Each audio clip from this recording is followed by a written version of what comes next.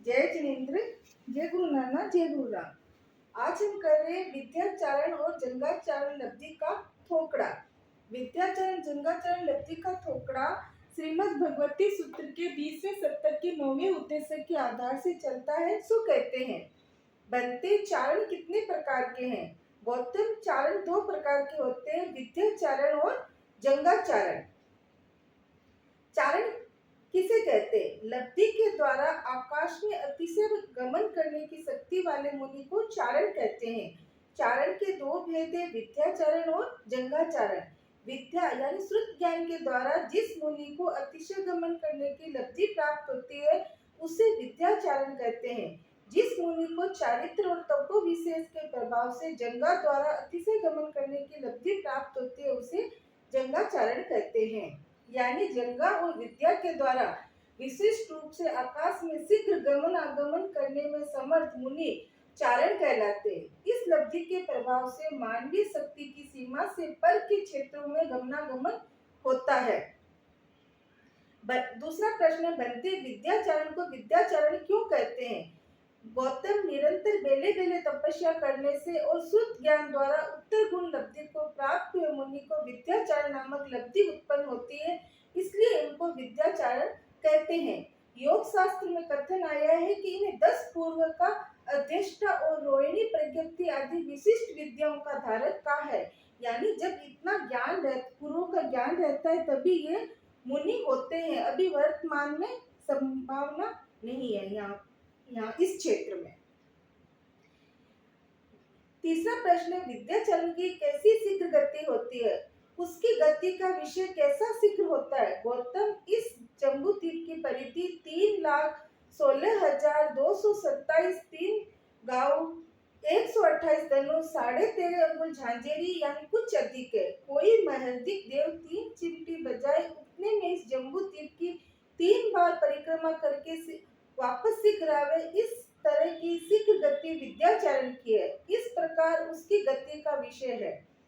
बनते विद्याचरण के तिरछा जाने का विषय कितना है? गौतम, एक उत्पात में यानी एक उड़ान में मानुषोत्तर पर्वत पर समर्शन स्थिति विश्राम करते हैं, दूसरे उत्पात में नंदीश्वर द्वीप पर समर्शन करते हैं, वहां से वापस एक ही उत्पात से यहाँ आकर समर्शन करते हैं। इसको थोड़ा ड्राइंग के द्वारा समझते हैं कि ये जम्बूद्वीप है 1,00,000 योजन का, एकदम गोल है।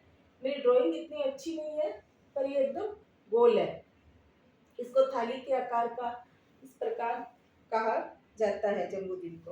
तो ये जो 1,00,000 योजन लंबा और 1,00,000 योजन चौड़ा है, इसकी परिधि लगभग जितनी गोलाई होती है उसकी 3 गुनी परिधि, इसकी गोलाई 3 गुनी होती है।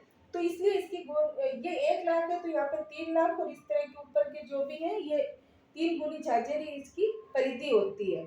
और ये जम्बूद्वीप सबके मध्य में, उसके बाद में हमने पहले भी किया था, एक द्वीप एक समुद्र, एक द्वीप एक समुद्र, एक द्वीप एक समुद्र, इस प्रकार से ये क्षेत्र है अपना तिरछा लोक है। तो इस तिरछा लोक में ये जो जम्बूद्वीप के भरत क्षेत्र है, ऐरावत क्षेत्र है, महाविद्य क्षेत्र है,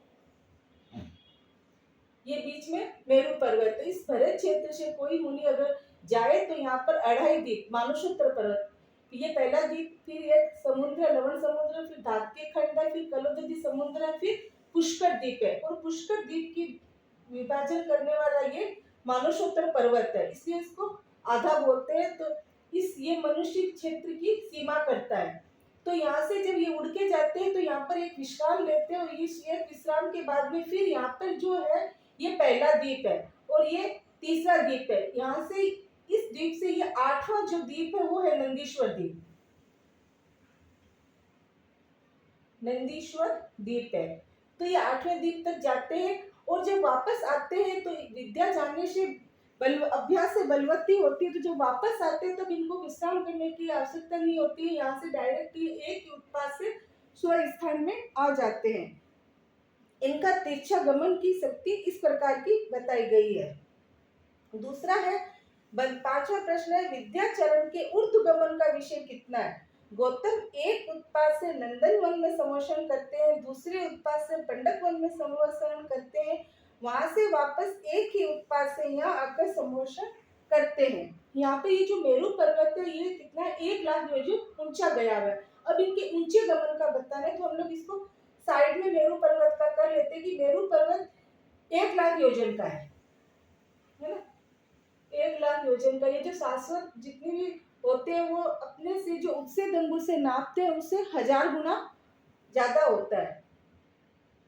तो यहाँ से ये इस प्रकार है, ये मेरू पर्वत गया हुआ है, नीचे चौड़ाई चौड़ाई से ऊपर कम होता गया होता गया होता गया, ये इस प्रकार है। तो यहाँ पे जो है नीचे नीचे है भद्रशाल वन है, इसकी 4 वन है, चारों वन को थोड़ा समझ लेते हैं। ये भद्रशाल वन है, इससे 500 योजन ऊपर जाने पर पहला नंदन वन आता है। यहाँ पे ये चौड़ाई कम होते होते क्या यहाँ पे इस प्रकार ये 500 योजन अंदर तक इस प्रकार ये मेरू पर्वत गया है। यहाँ से ऐसे ड्राइंग इतनी अच्छी नहीं है, तो ये 500 योजन की चौड़ाई है, यहाँ पर ये वन है, ये वन है, नंदन वन है। 500 योजन ऊपर और 500 योजन चौड़ा ये नंदन वन है। नंदन वन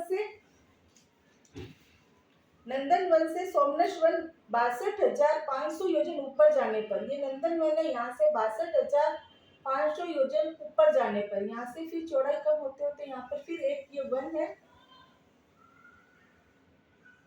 और यहाँ पर ये गैप, यहाँ पर ये चारों तरफ एक वन रहता है, इसको बोलते हैं सोमनाथ वन। और सोमनाथ वन, इसको थोड़ा नीचे कर लेते तो अपने ऊपर स्पेस मिलेगा अपने को थोड़ा, यहाँ पे ऐसे कर लेते हैं क्योंकि 2 वन और ऊपर करने हैं हमें। तो ये है सोमनाथ वन,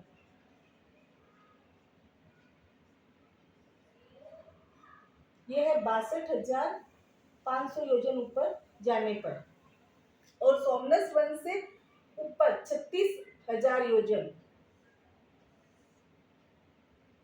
यानी यहाँ पर ये कर दिया हम, यहाँ से यहाँ पर एक वन और कर लेते हैं, यहाँ पर ये कर लेते हैं पंडक वन,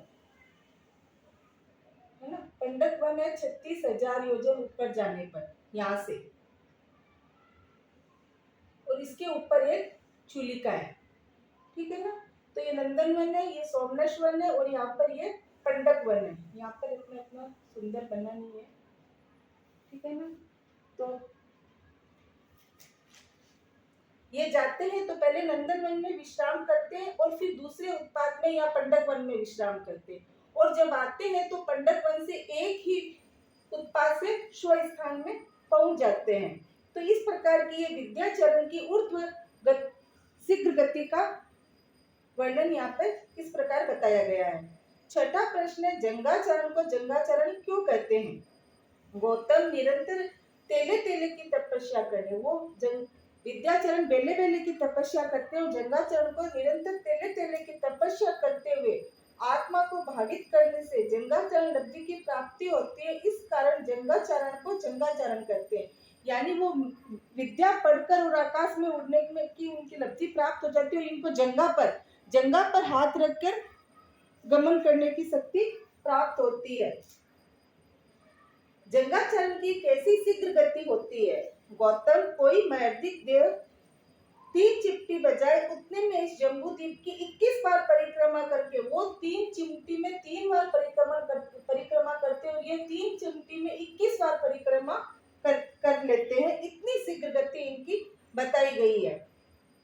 8वां प्रश्न है, जंगाचरण के तिरछा जाने का विषय कितना है। अब इनका जंगाचरण का तिरछा जाने का विषय कितना है, तो ये बता रहे हैं कि ये गौतम वे एक उत्पाद से रुचकवर द्वीप में जाकर समोशन करते हैं। ये हमारा 8वां था नंदीश्वर द्वीप, और नंदीश्वर द्वीप के बाद में भी और ऐसे मतलब यहाँ पे जगह नहीं है, यहाँ पे समझिए ऐसे करते करते ये 16वां द्वीप है, उसका नाम है रुचकवर द्वीप। 16वां द्वीप है रुचकवर द्वीप।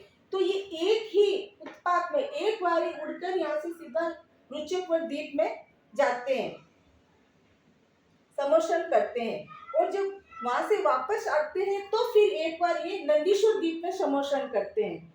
जाते वक्त तो एक बार में यहाँ पहुंच गए, और आते वक्त एक विश्राम ये 8वें नंदीश्वर द्वीप में लेते हैं, और दूसरे उत्पाद से यहाँ पर स्व स्थान में पहुंचते हैं। इस प्रकार की जंगाचरण के तिरछा जाने का विषय बताया गया है। 9वां प्रश्न है, जंगाचरण के ऊर्ध्वगमन का विषय कितना है? गौतम वे एक उत्पाद द्वारा पंडक वन में समोषण करते हैं। अब ये सीधा एक ही उत्पाद में से पंडक वन में समोषण करते हैं और वहां से वापस आते वक्त एक उत्पाद से नंदन वन में, जब ये वापस आते हैं तो एक बार इनको नंदन वन में विश्राम करना पड़ता है, फिर वो अपने स्व स्थान दूसरे उत्पाद से स्व स्थान में आते हैं। दोनों प्रकार की लब्धि वाले मुनि इस विषय की आलोचना प्रतिक्रमण कर लेवे तो आराधक होते हैं और आलोचना प्रतिक्रमण किए बिना ही काल कर जावे तो आराधक नहीं होते हैं, क्योंकि लब्धि का प्रयोग निषिद्ध है। इसलिए इन चार मुनियों को उस प्रमाद स्थान की आलोचना प्रतिक्रमण किए बिना काल करते हैं तो आराधक नहीं होते हैं। आगम विरुद्ध कुछ कहने, इसमें मिच्छामि दुक्कडम नीचे नोट्स दिया हुआ है। विद्याचरण का गमन दो उत्पाद से होता है और आगमन एक उत्पाद से होता है। जंगाचरण का गमन एक उत्पाद से और आगमन दो उत्पाद से होता है। इसका कारण ये है कि विद्याचरण लब्धि विद्या के प्रभाव से होती है, विद्या अभ्यास से बलवत्ती होती जाती है। अतः लौटते समय शक्ति बढ़ जाने से विद्याचरण एक ही उत्पाद से आ जाते हैं। जंगाचरण लब्धि चारित्र के प्रभाव से होती है, अतः लब्धि का प्रयोग करने पर उत्सुकता के कारण प्रमाद होने से चरित्र जन्य लब्धि मंद हो जाती है, अतः जंगाचरण लौटते समय दो उत्पाद से आ पाते हैं। कुछ भी आगम विरुद्ध विपरीत बोलने में आया तो 10 मिच्छामि दुक्कडम। जय जिनेन्द्र, जय गुरु नानक, जय गुरु।